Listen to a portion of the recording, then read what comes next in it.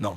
Au Moyen-Âge, mon ronchon, avant de trancher les têtes, on aiguisait les mots, on ne disait pas juste il a fait ça. On écrivait forfait énorme, acte abominable, crime si laid qu'aucune bouche chrétienne ne devrait le répéter. Et déjà, en lisant ça, tu sens ta nuque se raidir. Ce soir on n'est pas encore au bûcher, on est dans l'encrier. On va voir comment quelques adjectifs bien gras peuvent transformer une affaire en apocalypse judiciaire. Dans les registres, on ne parle pas de gros dossiers. On parle de cas si exécrables qu'ils glacent le sang de tous les hommes de bien. On empile les épithètes comme des pierres de supplice énormes, terribles, inouïes, plus atroces que tout ce qu'on a vu. Et plus la phrase gonfle, plus la corde se resserre. On commence au ressol, un tel a fait ceci en tel lieu, à telle heure. Et puis, soudain, ça bascule, forfait monstrueux, offense odieuse à Dieu, crime qui fait horreur à tous ceux qui l'entendent. Là, tu n'as même plus besoin de détails, le texte t'a déjà mis l'image dans le crâne. Ce vocabulaire n'est pas innocent, il sert à dire que ce n'est plus un conflit banal, mais un trouble pour tout l'ordre du monde, la famille, la paroisse, le royaume et accessoirement la susceptibilité du Seigneur. Grave crime, grave pour qui? Pour la victime, pour la croix, pour le roi en sursis. Les mots flambent sur le parchemin et la foule tremble avant même de savoir ce qui s'est passé vraiment. Grave crime, grave pour l'ordre, pas seulement pour le corps qu'on égorge à force d'écrire l'horreur à la chaîne. On fabrique une peur qui justifie toutes les peines.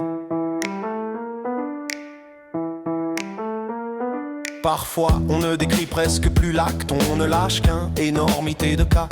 Abomination telle qu'aucune langue ne peut la dire sans frémir. C'est flou, mais ça n'a plus d'importance. La surenchère a déjà martelé dans la tête du lecteur qu'on a affaire à quelque chose d'indicible.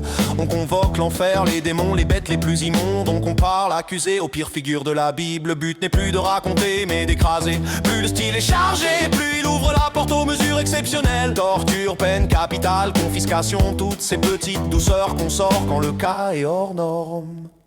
Sur le papier ce sont des mots, dans la pratique c'est un levier. On sort le crime du quotidien, on le place dans la vitrine des horreurs. Et une fois dans la vitrine, toutes les limites ordinaires deviennent négociables. Grave crime, grave pour qui? Pour l'âme du royaume ou pour la petite fille du pays? Quand le script parle d'horreur inégalée, la sentence a déjà pris de l'avance sur le procès. Grave crime, les mots deviennent armes, ils pèsent plus lourd que les larmes. Avant la hache, avant les fers, le texte verrouille l'affaire.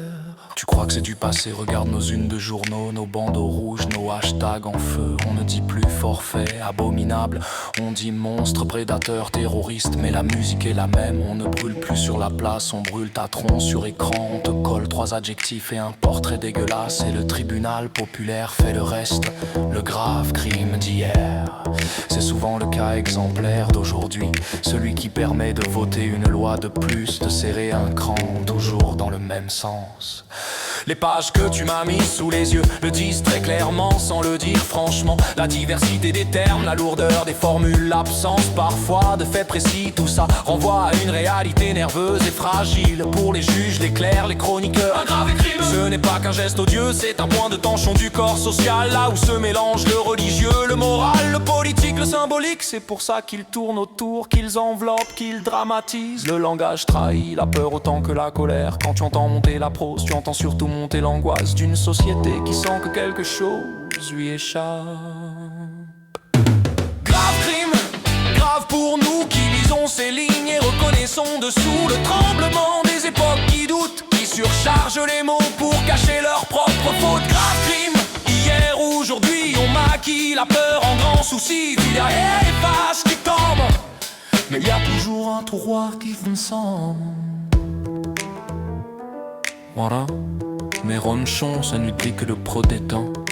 Mon bar à cabar, on s'en persthétique, mais un auto qui sur le requête de l'an. La semaine prochaine, on quittera un monde lent, un guérel, un visage, un monde, on dallation, l'attendo. Le fitoire et discours, ou les adjectifs, triquent le foile que les faits.